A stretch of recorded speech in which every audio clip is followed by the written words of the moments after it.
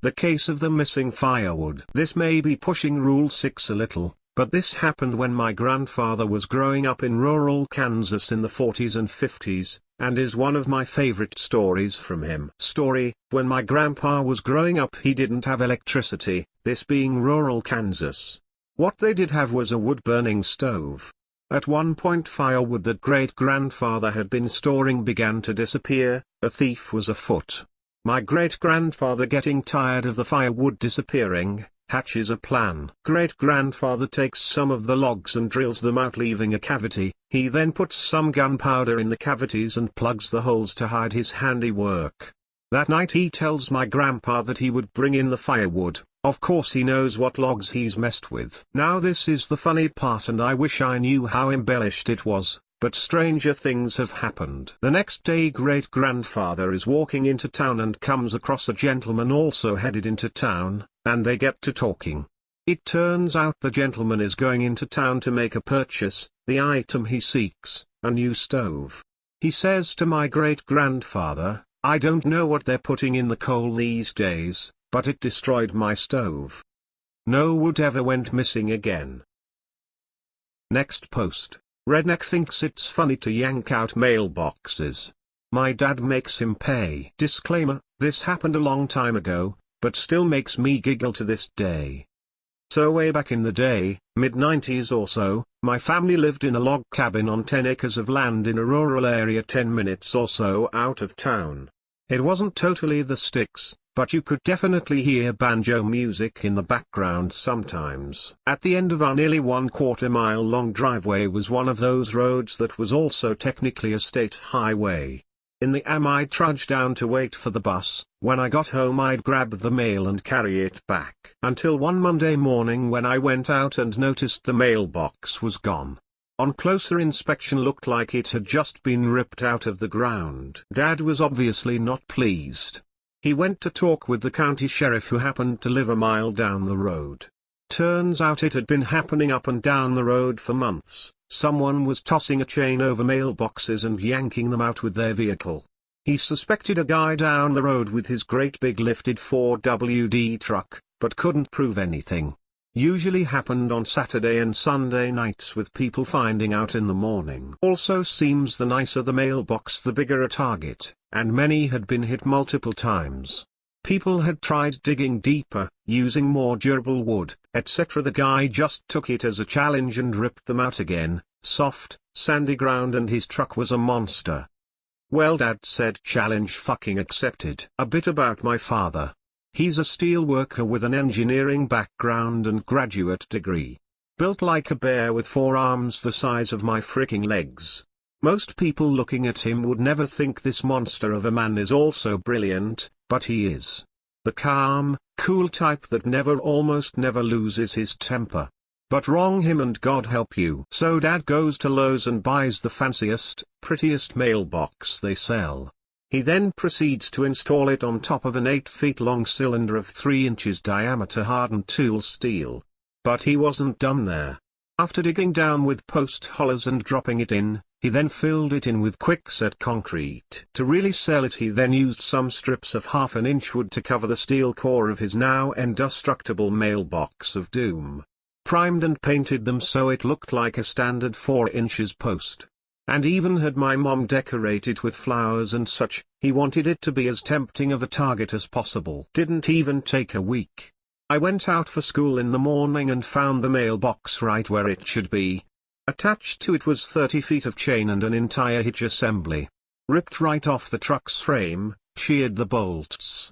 It was marvelous to behold. Sheriff gets called over, dies laughing when he sees it. He went to the house of the guy that was suspected and sure enough verified the damage to his truck matched. Fun fact, fucking with a mailbox is a federal crime. As in you go to federal prison, not those cushy state places. Dad was unofficially rewarded by the sheriff's department with a few cases of beer and some venison. And after that every deputy in town would flash him a thumbs up whenever they saw him. TL, doctor, guy was pulling out mailboxes with a chain attached to his truck. Dad makes invincible mailbox.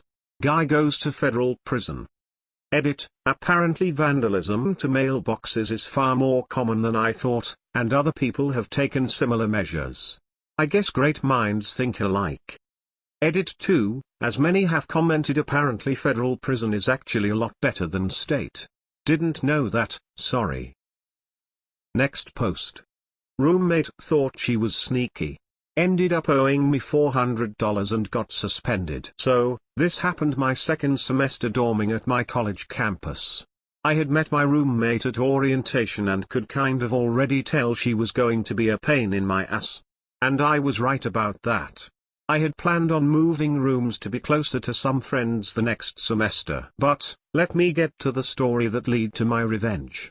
On our campus you had to pay for meals using your student ID, which had a certain amount of money on it each semester. You could also use an app that you put your name and ID info into and it makes it easier to pay. But, the name and ID must match for it to work, which will be important later. Any funds from the fall semester would roll over into the spring. But, then at the end of spring it would just expire. Because of this, and because I only ate once or two a day, I had a ton saved up on my card. My roommate on the other hand, did not. So, I offered to pay for some of her meals from time to time in trade of her picking up the food for us. Which involved her using my card twice in person and then she'd return it. Then, one day, I noticed on my app that my card was being charged even when I was not ordering food. And not just a meal, like a meal for several people. This meant that whoever was ordering, I wonder who, either had to have stolen my ID card, which I had in my pocket when I got the charge, or was impersonating my info in the app, which are both big no-nos on my campus.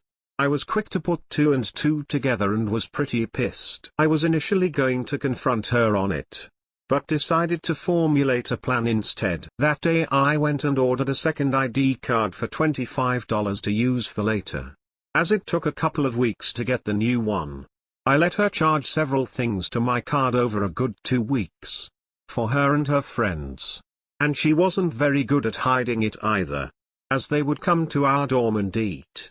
While I just screenshot and sent emails to the support team of the app about the charges, knowing nothing would get done until I contacted someone in person. And one day it got even better, as you can buy groceries with the card off campus as well. She decided to pay for alcohol with my card.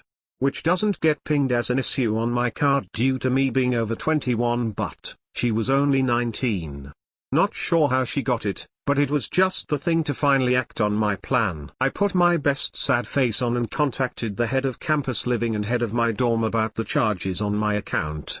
I dropped some hints that it could be my roommate and mentioned I got a new ID and asked what I should do. I was told to order a new card and once I got it, to deactivate my current ID and use the new one for purchases now. Making my old ID have a balance of $0 and also to ping if someone uses it to buy anything. They also told me they would be visiting my dorm to discuss the issue with my roommate. I accepted that and waited. They sent the confirmation email that they would be visiting and I just decided to add more fuel to the fire. My roommate was groaning about not having the funds for food in front of me in our dorm. I told her I really couldn't help her as I was running low on funds and she kind of just laughed it off and left the room to probably go use my old ID.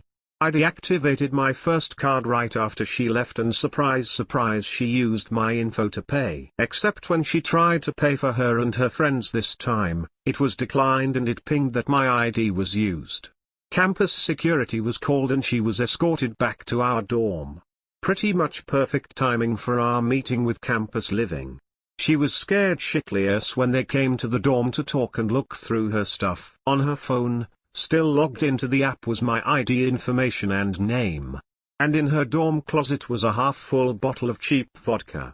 And on my phone was a screenshot of said unauthorized vodka purchase. In the end she was forced to pay me back all the funds she used, in cash, reported for underage drinking, which automatically suspends you from campus living for at least a year, and would have on her record that she performed identity theft. Which I also could have charged her for out of school. In the end, I got to have my own dorm for the remainder of that semester and even part of the semester after. Because it wasn't put as an available room for new dormers. I did get all my money back, from her parents, who were so embarrassed and apologized profusely. And when she did eventually come back to campus, no one wanted to dorm with her because they knew she had stolen her roommate's ID.